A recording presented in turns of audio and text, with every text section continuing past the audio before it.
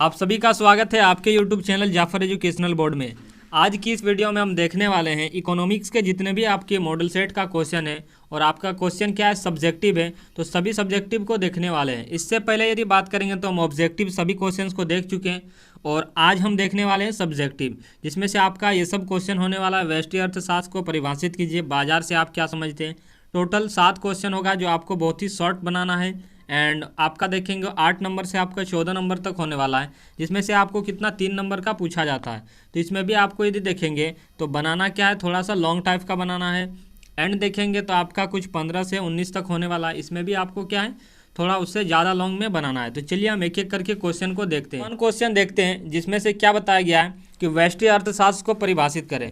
Means व्यष्टि अर्थशास्त्र होता क्या है। देखेंगे आंसर बताया गया है कि व्यष्टि अर्थशास्त्र जो है अर्थशास्त्र की वह शाखा है जो यह अध्ययन करता है कि किस प्रकार अर्थव्यवस्था के व्यक्तिगत अवयव परिवार एवं फर्म विशिष्ट रूप से उन बाजारों में सीमित संसाधनों के आवंटन का निर्णय करते हैं, जिसे हम क्या बोलते हैं व्यष्टि अर्थशास्त्र कहते हैं। नेक्स्ट मेरा क्वेश्चन है बाजार से आप क्या समझते हैं। बाजार क्या होता है आप लोग भी जानते होंगे। बताया गया कि बाजार शब्द जो है इससे तात्पर्य एक ऐसे संस्थान या केंद्र से होता है जहाँ पर वस्तुओं के क्रेता और विक्रेता भौतिक रूप से उपस्थित होकर क्रय विक्रय का कार्य अर्थात खरीद बिक्री करते हैं, उन्हीं को हम क्या बोलते हैं बाजार। इसका डिफिनेशन और भी कई प्रकार के जिसको आप अपनी भाषा से भी लिख सकते हैं। तो बाजार क्या होता है ना, एक प्रकार का केंद्र है जहाँ से वस्तुओं का खरीद बिक्री होता है। नेक्स्ट क्वेश्चन चलिए 3 नंबर देखेंगे। बताया गया कि एकाधिकार का अर्थ लिखिए। आंसर में जब कोई कंपनी या संगठन किसी भी सामान और सेवाओं पर नियंत्रण प्राप्त कर लेता है तो वे अपनी इच्छा के अनुसार उस उत्पाद की कीमत को नियंत्रित करने में सक्षम होता है। इस परिस्थिति को हम क्या बोलते हैं एकाधिकार कहा जाता है। एकाधिकार का मतलब क्या होता है कि कोई भी कंपनी या संगठन जो है कोई भी सामान या सेवाओं पर अपना नियंत्रण पा लेता है तो उसका कीमत देखेंगे तो वो खुद निर्धारित करता है। इसी को हम क्या बोलेंगे एकाधिकार कहेंगे। नेक्स्ट क्वेश्चन 4 है, इसमें से क्या बताया गया है कि एकाधिकार में कीमत एवं सीमांत लागत के बीच कैसा संबंध होता है। तो आंसर में देखेंगे बताया गया कि कीमत तथा सीमांत लागत के बीच का अंतर जितना अधिक होगा एकाधिकार शक्ति भी उतना ही अधिक होगा। इसके विपरीत यह अंतर जितना कम होगा उतना ही एकाधिकार शक्ति का स्तर भी कम होगा। नंबर 5 मेरा क्वेश्चन है जिसमें से क्या बताया गया कि आर्थिक एजेंट से आप क्या समझते हैं, उदाहरण दीजिए। आर्थिक एजेंट होता है क्या इसके बारे में बताना है एंड उदाहरण भी इसका देना एग्जाम्पल। बताया गया कि आर्थिक इकाई अथवा आर्थिक एजेंट से हमारा तात्पर्य उन व्यक्तियों अथवा संस्थाओं से है जो आर्थिक निर्णय लेते हैं तथा वे उपभोक्ता हो सकते हैं जो निर्णय लेने में क्या और कितना उपभोग करना है। वे वस्तुएं और सेवाओं के उत्पादक भी हो सकते हैं जो यह निर्णय लेते हैं कि क्या उत्पादन करना है और कितना करना है, अर्थात कितने मात्रा में करना है। इसी को हम क्या बोलेंगे आर्थिक एजेंट। मीन्स क्या है कि कोई भी चीज़ का हम उत्पादन करेंगे तो कितनी मात्रा में करें और क्या करें ये डिपेंड करता है। नेक्स्ट मेरा 6 क्वेश्चन है जिसमें से क्या बताया गया है कि सरकारी बजट से आप क्या समझते हैं। बताएं सरकारी बजट आने वाले वित्तीय वर्ष के लिए सरकार की अनुमानित प्राप्तियों और व्यय का एक वार्षिक वित्तीय विवरण होता है, जिसे हम बोलते हैं सरकारी बजट।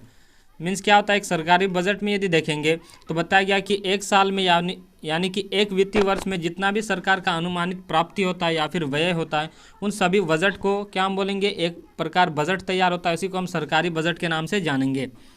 नेक्स्ट क्वेश्चन है मेरा 7 जिसमें से क्या बताया गया है कि आयात प्रतिस्थापन से क्या तात्पर्य है। तो आयात प्रतिस्थापन क्या होता है इसको चलिए देखते हैं। बताया गया कि आयात प्रतिस्थापन औद्योगिकरण एक व्यापार और आर्थिक नीति है जो घरेलू उत्पादन के साथ साथ विदेशी आयात को बदलने की वकालत करती है। नेक्स्ट क्वेश्चन चलिए हम देखेंगे खंड बी। ये टोटल 7 क्वेश्चन मेरा खत्म हो जाता है और यहाँ से आप इसको बनाते हैं तो आपको टोटल 5 बनाना है और हम सभी 7 का आंसर आपको बता चुके हैं। चलिए नेक्स्ट क्वेश्चन मेरा खंड बी है और इसमें से बताएंगे आपको क्या क्वेश्चन पूछा गया है। बताया गया कि निम्नलिखित में से किन्हीं 5 प्रश्नों का आपको उत्तर देना है। तो इसमें 8 नंबर क्वेश्चन देखेंगे। बताया गया कि किसी वस्तु की मांग को प्रभावित करने वाले कारक की व्याख्या करें। मतलब किसी वस्तु की मांग जो होती है उसके क्या क्या कारक हो सकते हैं, चलिए उसको हम देखते हैं आंसर। किसी वस्तु की मांग को प्रभावित करने वाले सबसे प्रमुख तत्व उसकी कीमत है। मीन्स वस्तु की कीमत में परिवर्तन के कारण उसकी मांग भी परिवर्तित हो जाती है।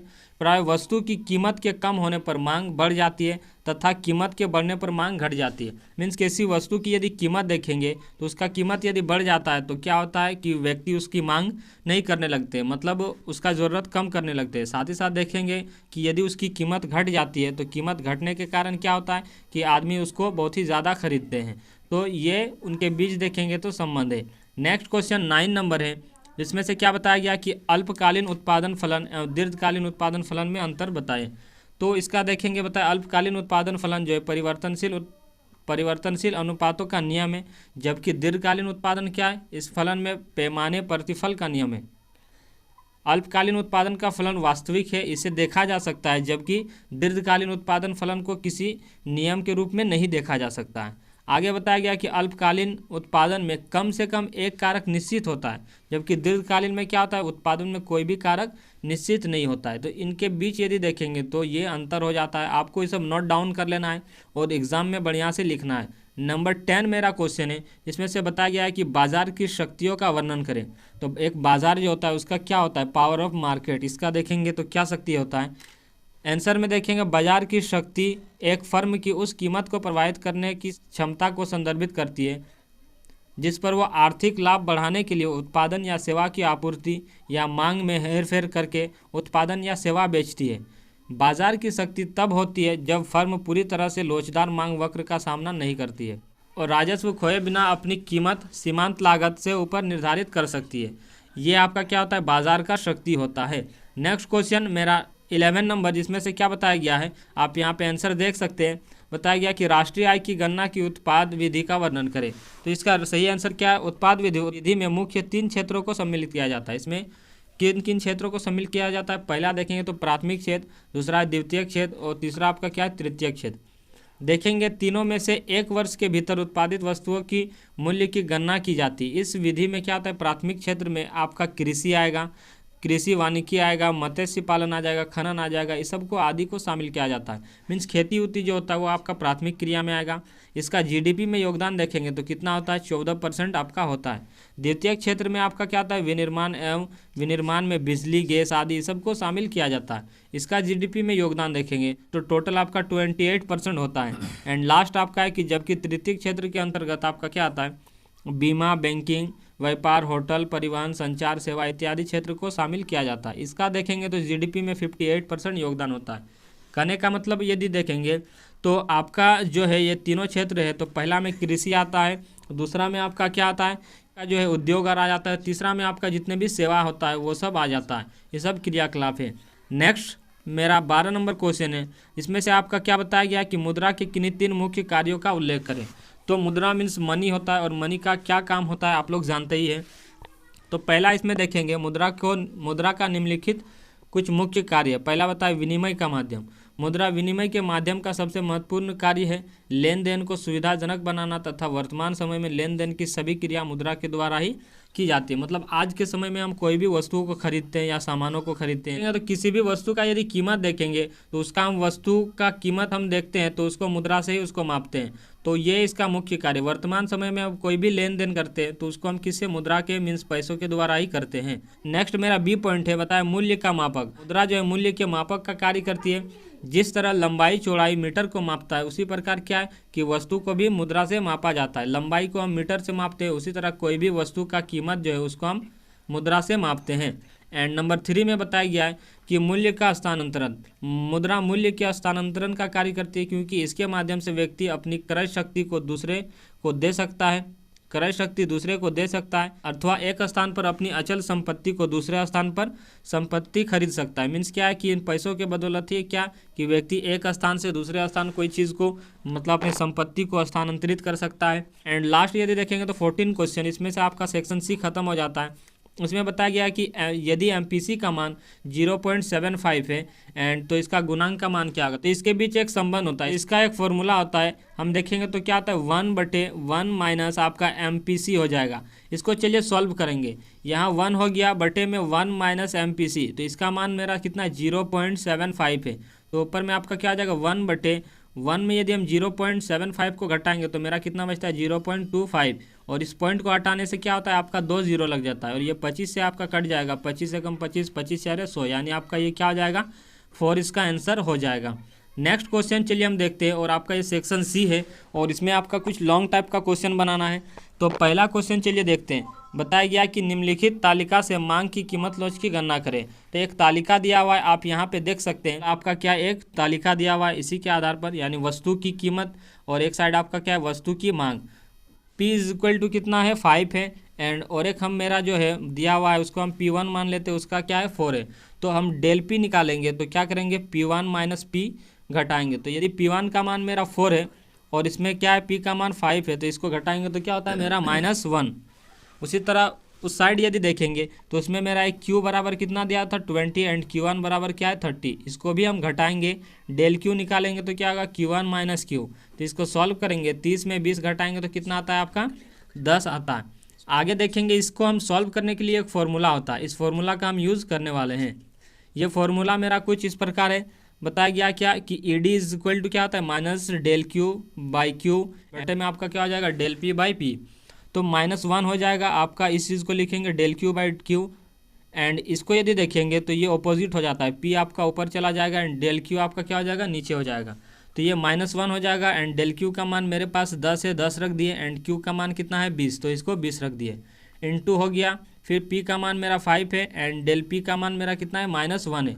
इसको सॉल्व करेंगे तो देखिए यहाँ पे आपका कट जाएगा 5 एकम 5, 5 6 20 और ये मेरा यदि है इसको 2 से काटेंगे तो 2 दूनी 4 और ये वाला 2 5 10, मतलब क्या हो जाएगा आपका 5/2। तो इसको सॉल्व करेंगे तो इसका आधा कितना हो जाएगा 2.5। यहाँ पे आपका देखेंगे इसमें भी माइनस है और आपका यहाँ पर भी माइनस है, तो दोनों माइनस माइनस क्या हो जाता है ये प्लस हो जाएगा। तो ये सॉल्व हो जाता है, जिसमें से आपका अतः दिया हुआ ED इज इक्वल टू 2.5 मांग की लोच इकाई से ये अधिक है।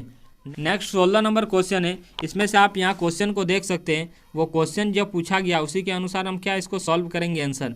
तो उसमें पूछा था औसत उत्पाद एंड सीमांत उत्पाद में अंतर पूछा था, तो चलिए हम इसको सॉल्व करते हैं। बताया गया कि औसत उत्पाद जो AP है ये क्या होता है, आंसर में देखेंगे परिवर्तन साधन के प्रति इकाई उत्पादन को औसत उत्पादन कहा जाता है। ये क्या होता है AP is equal to TP by क्या होता है L होता है। जबकि सीमांत उत्पाद यानी MP यह मेरा क्या होता है परिवर्तनशील साधन की एक अतिरिक्त इकाई और लगाने से कुल उत्पादन में जो वृद्धि होती है उसे हम क्या बोलते हैं सीमांत उत्पाद कहते हैं। इसके बीच एक रिलेशन होता है, MP इज इक्वल टू क्या होता है TPN माइनस TPN माइनस 1 होता है, या फिर हम इसको इस फॉर्म में भी लिख सकते हैं MP इज इक्वल टू क्या होता है del TP by del L होता है। और इसमें कुछ और भी पॉइंट दिया हुआ है, इसको भी आपको लिख लेना है।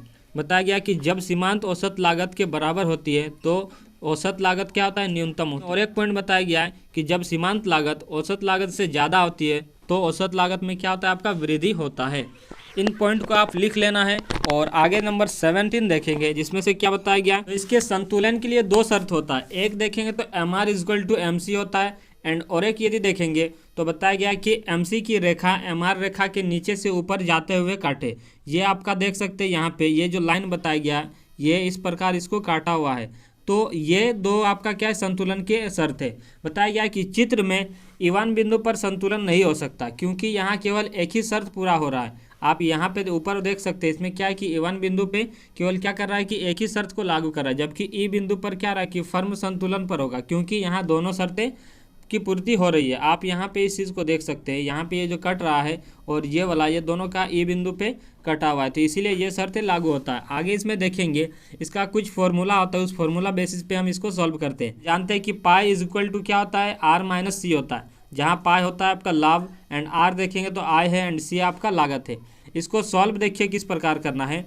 यहाँ पे इसको हम देखिए डेरिवेटिव निकालेंगे विथ रिस्पेक्ट टू x, यानी x के रिस्पेक्ट में हम इसको निकालेंगे। आपका d pi by d x होता है is equal to d R by d x minus क्या d C by d x. इसको हम देखेंगे कि अधिक लाभ यदि हम देखेंगे करना है तो इसके लिए हम d pi by d x is equal to क्या लेंगे 0 लेंगे। तो हम जानते हैं d R by d x minus d C by d x is equal to क्या होता है 0। तो आपका d R by d x हो जाएगा, माइनस को यदि हम इस पार लेके आते तो क्या हो जाता है d C by d x. ये सिंबल आप ये चीज़ आपको क्या दिखाता है कि M R is equal to क्या है आपका एम सी है। ये हो जाएगा पहला। दूसरा यदि देखेंगे तो हम इसको क्या करेंगे इसका भी डेरिवेटिव निकालेंगे विथ रिस्पेक्ट टू एक्स, यानी एक्स के यदि रिस्पेक्ट हम इसको निकालते हैं तो हम अब इसमें क्या लेने वाले हैं स्क्वायर के फॉर्म में करना है। तो D R square pi by क्या हो जाएगा डी एक्स स्क्वायर। तो उसी फॉर्म को सेम उसी को लिखना है, सिर्फ आपको इसमें क्या लगाना है आर स्क्वायर को लगाना है, सिर्फ इसमें आपको क्या लगाना है स्क्वायर जोड़ना है। आगे देखेंगे तो लाभ अधिक करने पर, तो लाभ अधिक करने के लिए क्या करना होगा कि ये जो है 0 इज ग्रेटर देन होगा कि D square pi by d x square. इसको चलिए हम सॉल्व करते हैं। इसके लिए आपको क्या करना है अधिक लाभ कमाने के लिए आपको ये फॉर्म देख रहे हैं इसमें क्या बताया d square R by d x square minus d square C by d x square. ये ग्रेटर दिखा रहा है मीन्स क्या 0 बड़ा है बाकी इनसे। तो इसको यदि हम सॉल्व करते हैं तो माइनस को यदि इस पार लेके आते हैं तो क्या होता है, ये जीरो बड़ा है और साथ ही साथ d square C by d x square ये भी आपका क्या है माइनस पे, इस पार आने से प्लस होगा। तो इसका जो मान होता है ये क्या हो जाता है आपका यहाँ पे ग्रेटर हो जाएगा किन से, d square R by d x square से। इस फॉर्म को हम इस चीज़ को हम इस तरह भी लिख सकते हैं, जो आपका क्या होगा d square C by d x square is greater than आपका क्या हो जाएगा d square R by d x square.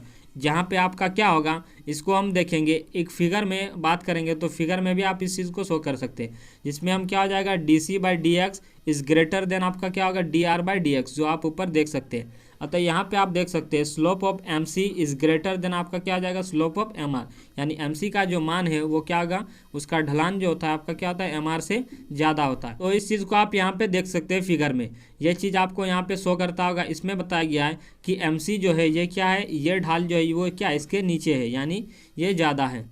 तो आपको इसको पूरी तरह से नोट कर लेना है और एग्जाम में पूरी तरह से फाइनल एकदम बढ़िया से लिखना है। नेक्स्ट मेरा 18 नंबर क्वेश्चन है, ये आपका देखेंगे तो यहाँ पे छूटा हुआ है, ये आपको यदि कोई दिक्कत होता है इसको आप इसका कमेंट करें, हम नेक्स्ट वीडियो में आपको जरूर बता देंगे। 19 नंबर क्वेश्चन में हम चलिए देखेंगे आपका 19 नंबर क्वेश्चन क्या है, इसको पहले हम यहाँ पे देख लेते हैं। बताया गया कि मुद्रा की पूर्ति से क्या तात्पर्य है, भारतीय रिजर्व बैंक द्वारा प्रकाशित मुद्रा की पूर्ति की वैकल्पिक मापों को परिभाषित करें। मेरा क्वेश्चन है, चलिए इसको हम सॉल्व करते हैं। इसका आंसर आपको यहाँ पे शो करता होगा और आंसर देखेंगे तो आप जितने भी क्वेश्चन यहाँ देख रहे हैं सभी को आपको नोट कर लेना है।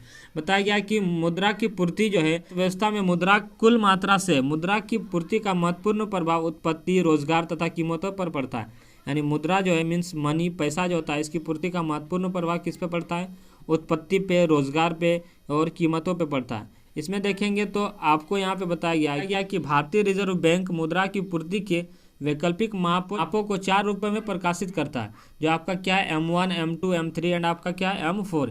ये सभी निम्नलिखित तरह से परिभाषित किए जाते हैं। जहाँ पे देखेंगे M1 इक्वल टू क्या होता है C plus D D plus O D, M1 equal to C plus D D plus O D, इसको आपको नोट डाउन कर लेना है। जबकि M2 इक्वल टू क्या होता है M1 प्लस डाकघर बचत बैंकों में बचत जमाएं। यहाँ पे देख सकते हैं आप डी डी इक्वल टू क्या है मांग जमाएं, ओ डी क्या है रिजर्व बैंक से पास अन्य जमाएं। तो इसको रिजर्व बैंक द्वारा इस प्रकार परिभाषित किया जाता है। इसको टोटल डिटेल्स आप यहाँ पे देख सकते हैं, इसको भी आप नोट डाउन कर लें एंड जितने भी क्वेश्चन है सभी क्वेश्चन को आप नोट डाउन जरूर कर लें। तो कुछ आपका इस प्रकार क्वेश्चन था और लगभग सभी क्वेश्चन का आंसर हो ही गया, सभी को नोट डाउन कर लें। मिलते हैं नेक्स्ट वीडियो पे, आज के लिए इतना ही। Thanks to all of you.